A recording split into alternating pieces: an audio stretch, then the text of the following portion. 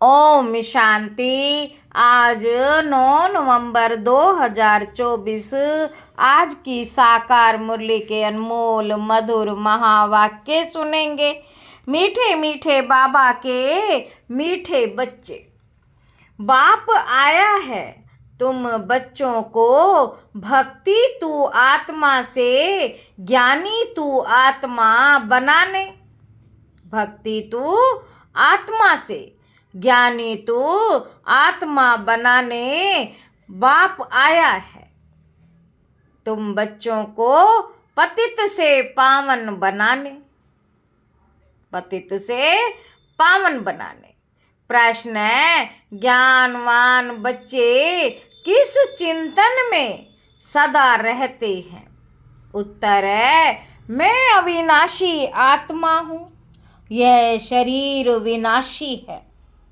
मैंने 84 शरीर धारण किए हैं, मैंने 84 शरीर धारण किए हैं। अब यह अंतिम जन्म है। आत्मा कभी छोटी बड़ी नहीं होती है, शरीर ही छोटा बड़ा होता है। ये आँखें शरीर में हैं, लेकिन इनसे देखने वाली मैं आत्मा हूँ। बाबा आत्माओं को ही ज्ञान का तीसरा नेत्र देते हैं, वह भी जब तक शरीर का आधार ना ले तब तक पढ़ा नहीं सकते। ऐसा चिंतन ज्ञानवान बच्चे सदा करते हैं। ओम शांति। यह किसने कहा? आत्मा ने। बाबा कहते, अविनाशी आत्मा ने कहा शरीर द्वारा। शरीर और आत्मा में कितना फर्क है। शरीर 5 तत्वों का इतना बड़ा पुतला बन जाता है। भल छोटा भी है तो भी आत्मा से तो जरूर बड़ा है। पहले तो एकदम छोटा पिंड होता है, जब थोड़ा बड़ा होता तब आत्मा प्रवेश करती। जब थोड़ा बड़ा होता पिंड तब आत्मा प्रवेश करती है।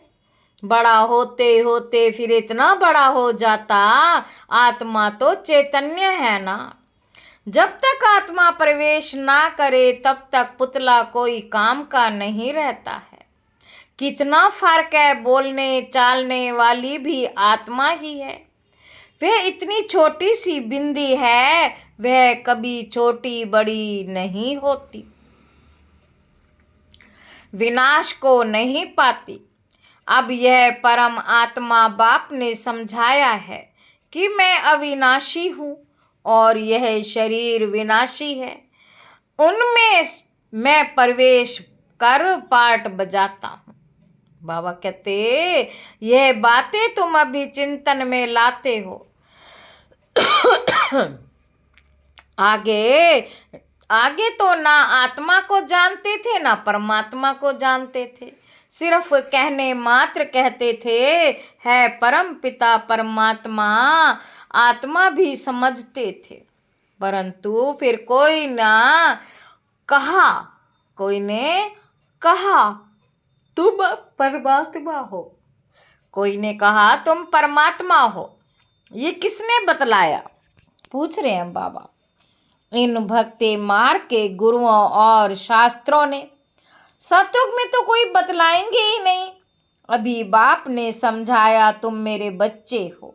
आत्मा नेचुरल है, शरीर अननेचुरल मिट्टी का बना हुआ है। अभी तुम बच्चे जानते हो, हम आत्माओं को बाप आकर समझाते हैं। बाबा कहते, अभी तुम बच्चे जानते हो, हम आत्माओं को बाप आकर समझाते हैं। निराकार शिव बाबा इस संगम युग पर ही इस शरीर द्वारा आकर सुनाते हैं। ये आंखें तो शरीर में रहती ही हैं। अभी बाप ज्ञान चक्षु देते हैं। आत्मा में ज्ञान नहीं तो अज्ञान चक्षु है। बाप आते हैं तो आत्मा, बाप आते हैं तो आत्मा कर्म करती है। आत्मा को ज्ञान चक्षु मिलते हैं। आत्मा ही सब कुछ करती है। आत्मा कर्म करती है शरीर द्वारा। अभी तुम समझते हो बाप ने ये शरीर धारण किया है। अपना भी राज बताते हैं। सृष्टि के आदि मध्य अंत का राज भी बताते हैं। सारे नाटक का भी नॉलेज देते हैं। आगे तुमको कुछ भी पता नहीं था। हाँ, नाटक जरूर है। सृष्टि का चक्र फिरता है, परंतु कैसे फिरता है ये कोई नहीं जानते। रचयिता और रचना के आदि मध्य अंत का ज्ञान अभी तुमको मिलता है। बाबा कहते बाकी तो सब है भक्ति। बाप ही आकर तुमको ज्ञानी तू आत्मा बनाते हैं। आगे तुम भक्ति तो आत्मा थे, तो आत्मा शब्द भक्ति करते थे। अभी तुम आत्मा ज्ञान सुनते हो। भक्ति को कहा जाता है अंधियारा। ऐसे नहीं कहेंगे भक्ति से भगवान मिलता है। बाप ने समझाया है भक्ति का भी पार्ट है, ज्ञान का भी पार्ट है। तुम जानते हो हम भक्ति करते थे तो कोई सुख नहीं था। भक्ति करते धक्का खाते रहते थे, बाप को ढूंढते थे। अभी समझते हो यज्ञ तप दान पुण्य आदि जो कुछ करते थे, ढूंढते ढूंढते धक्का खाते खाते तंग हो जाते थे। तमो प्रधान बन जाते हैं, क्योंकि गिरना होता है ना, झूठे काम करना, छी होना होता है। पतित भी बन गए। ऐसे नहीं कि पावन होने के लिए भक्ति करते थे। पावन होने के लिए भक्ति करते थे। भगवान से पावन बनने बिगर हम पावन दुनिया में जा नहीं सकेंगे। ऐसे नहीं कि पावन बनने बिगर भगवान से नहीं मिल सकते। भगवान को तो कहते हैं आकर पावन बनाओ। पतित ही भगवान से मिलते हैं पावन होने के लिए। पावन से तो भगवान मिलता नहीं। सतयुग में थोड़े ही इन लक्ष्मी नारायण से भगवान मिलता है। भगवान आकर के तुम पतितों को पावन बनाते और तुम ये शरीर छोड़ देते हो। पावन तो इस तमो प्रधान पतित सृष्टि में रह नहीं सकते। बाप तुमको पावन बनाकर गुम हो जाते हैं। उनका पार्ट ही ड्रामा में वंडरफुल है। जैसे आत्मा देखने में आती नहीं, भल साक्षात्कार होता है तो भी समझ ना सके। और तो सबको समझ सकते हैं, ये फलाना है ये फलाना है, याद करते हैं। चाहते हैं फलाने का चैतन्य में साक्षात्कार हो, और तो कोई मतलब ही नहीं। बाबा कहते अच्छा चैतन्य में देखते हो, फिर क्या साक्षात्कार हुआ? फिर तो गुम हो जाएगा। अल्पकाल क्षण भंगुर सुख की आश पूरी होगी। उसको कहा जाएगा अल्पकाल क्षण भंगुर सुख। साक्षात्कार की चाहना थी, वे मिला बस। यह तो यहाँ तो मूल बात है पतित से पावन बनने की। पावन बनेंगे तो देवता बन जाएंगे, अर्थात स्वर्ग में चले जाएंगे। शास्त्रों में तो कल्प की आयु लाखों वर्ष लिख दी है। बाबा कहते शास्त्रों में तो कल्प की आयु लाखों वर्ष लिख दी है। समझते हैं कलयुग में अर्जुन 40,000 वर्ष पड़े हैं। अर्जुन 40,000 वर्ष पड़े हैं। बाबा तो समझाते हैं सारा कल्प ही 5,000 वर्ष का है, तो मनुष्य अंधेरे में है। मनुष्य अंधेरे में है ना। बाबा कहते उसको कहा जाता है घोर अंधियारा।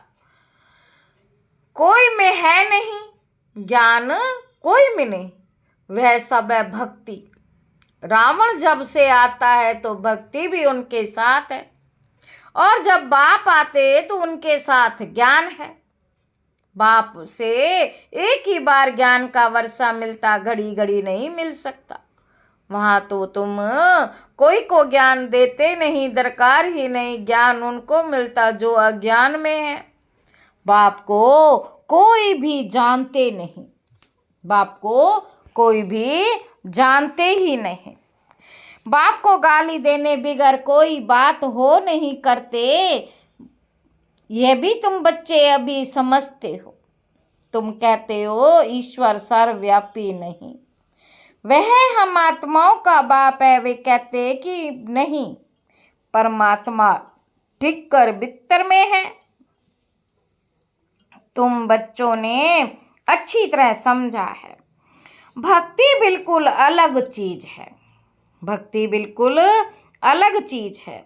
उनमें जरा भी ज्ञान नहीं होता। समय इशारा बदल जाता है, भगवान का भी नाम बदल जाता है, फिर मनुष्यों का भी नाम बदल जाता है। पहले कहा जाता देवता, फिर क्षत्रिय, वैश्य, शूद्र। वह देवी गुणों वाले मनुष्य हैं और यह आसुरी गुणों वाले मनुष्य बिल्कुल छीछी हैं। गुरु नानक ने भी कहा, ए शंख चोर, मनुष्य कोई ऐसा कहे तो उनको झट कहेंगे तुम ये क्या गाली देते हो। परंतु बाप कहते ये सब आसुरी संप्रदाय। तुमको क्लियर कर समझाते हैं। वे रावण संप्रदाय, वे राम संप्रदाय। गांधी जी भी कहते थे हमको राम राज्य चाहिए, हमको राम राज्य चाहिए।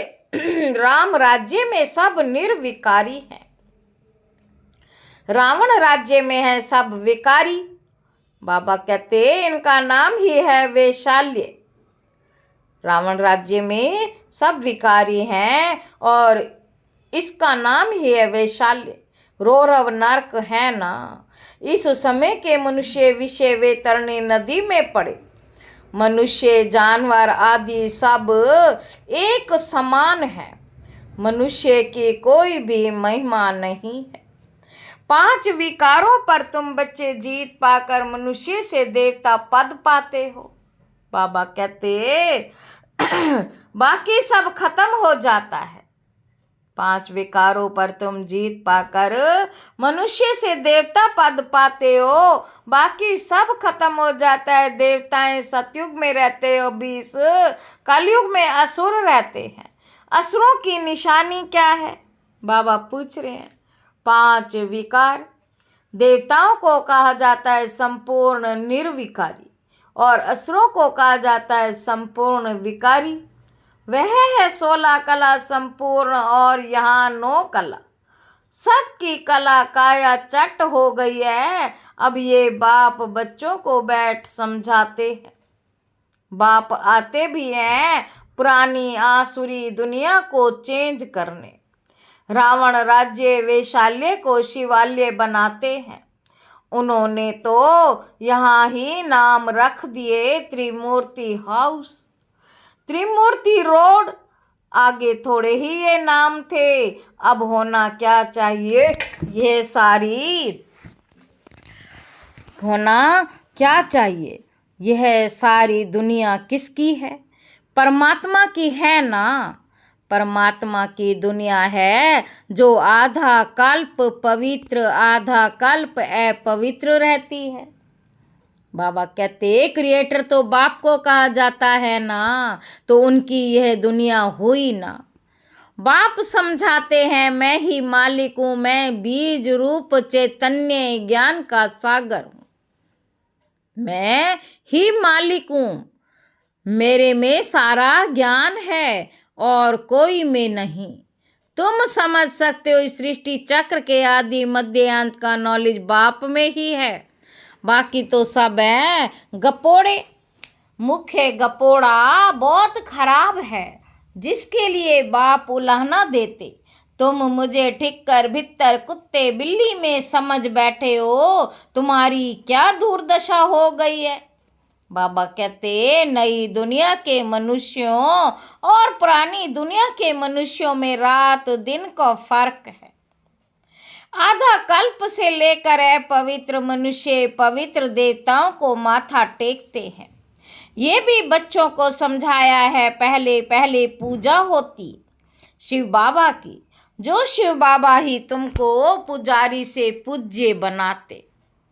रावण तुमको पूज्य से पुजारी बनाते हैं, फिर बाप ड्रामा प्लान अनुसार तुमको पूज्य बनाते हैं। रावण आदि ये सब नाम तो है ना। दशहरा जब मनाते हैं तो कितने मनुष्यों को बाहर से बुलाते हैं।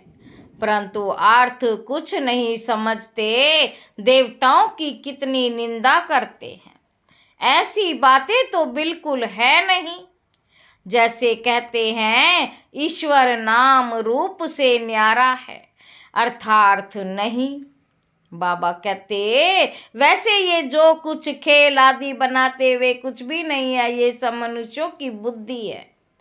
ये सब है मनुष्यों की बुद्धि। मनुष्य मत को आसुरी मत कहा जाता है। मनुष्य मत को आसुरी मत कहा जाता है। यथा राजा रानी तथा प्रजा सब ऐसे बन जाते हैं, इनको कहा ही जाता है डेविल वर्ड। सब एक दो को गाली देते रहते। तो बाप समझाते हैं, बच्चे जब बैठते हो तो अपने को आत्मा समझ बाप को याद करो। तुम अज्ञान में थे तो परमात्मा को ऊपर में समझते थे। अभी तो जानते हो बाप यहाँ आया हुआ है, तो तुम ऊपर में नहीं समझते हो। तुमने बाप को यहाँ बुलाया है इस तन में। तुम जब अपने अपने सेंटर्स पर बैठते हो तो समझेंगे शिव बाबा मधुबन में इनके तन में है। भक्ति मार्ग में तो परमात्मा को ऊपर में मानते हैं। है भगवान, अभी तुम बाप को कहाँ याद करते हो? क्या बैठ कर करते हो? तुम जानते हो ब्रह्मा के तन में है तो जरूर यहाँ याद करना पड़ेगा। ऊपर में तो नहीं, ऊपर में तो है ही नहीं।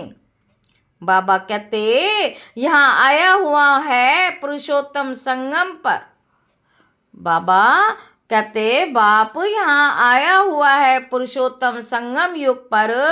बाप कहते तुमको इतना ऊंच बनाने में यहाँ आया हूँ। तुम बच्चे यहाँ याद करेंगे, भक्त ऊपर में याद करेंगे। तुम भल विलायत में होंगे तो भी कहेंगे ब्रह्मा के तन में शिव बाबा है। तन तो जरूर चाहिए ना, कहाँ भी तुम बैठे होंगे तो जरूर यहाँ याद करेंगे। ब्रह्मा के तन में ही याद करना पड़े। कोई बुद्धि इन ब्रह्मा को नहीं मानते। बाबा ऐसे नहीं कहते ब्रह्मा को याद ना करो। ब्रह्मा बिगर शिव बाबा कैसे याद पड़ेगा? बाप कहते मैं इस तन में हूँ, इसमें मुझे याद करो। इसलिए तुम बाप और दादा दोनों को याद करते हो। बुद्धि में ये ज्ञान है। बाबा कहते इनकी अपनी आत्मा है। शिव बाबा को तो अपना शरीर नहीं है, आत्मा है, शरीर नहीं है।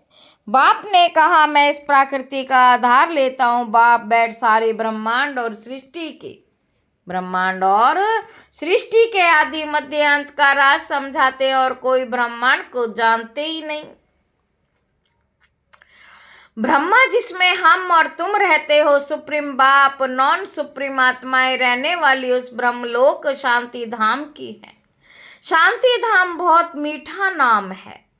ये सब बातें तुम्हारी बुद्धि में हैं। बाबा कहते हम असुल के रहवासी ब्रह्म महातत्व के हैं, जिसको निर्वाण धाम वानप्रस्थ कहा जाता है। ये बातें अभी तुम्हारी बुद्धि में है। जब भक्ति है तो ज्ञान का अक्षर नहीं। इनको कहा जाता है पुरुषोत्तम संगम युग। जबकि चेंज होती है, प्राणी दुनिया में असुर रहते हैं, नई दुनिया में देवताएं रहते हैं, तो उनको चेंज करने लिए बाप को आना पड़ता है। सतयुग में तुमको कुछ भी पता नहीं रहेगा।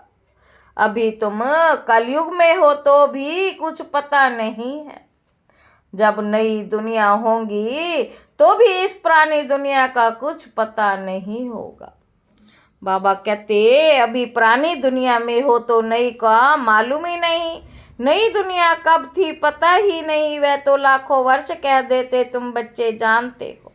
बाप इस संगम युग पर ही कल्प कल्प आते हैं, आकर इस वैरायटी झाड़ का राज समझाते हैं। और यह चक्र कैसे फिरता है यह भी तुम बच्चों को समझाते हैं। तुम्हारा धंधा ही है यह समझाने का। अब एक एक को समझाने से तो बहुत टाइम लग जाए, इसीलिए अभी तुम बहुतों को समझाते हो। बहुत समझते हैं ये मीठी मीठी बातें, फिर बहुतों को समझानी है। तुम प्रदर्शनी आदि में समझाते हो ना, अब शिव जयंती पर और भी अच्छी रीति बहुतों को बुलाकर समझाना है। खेल की ड्यूरेशन कितनी है तुम तो एक्यूरेट बताएंगे।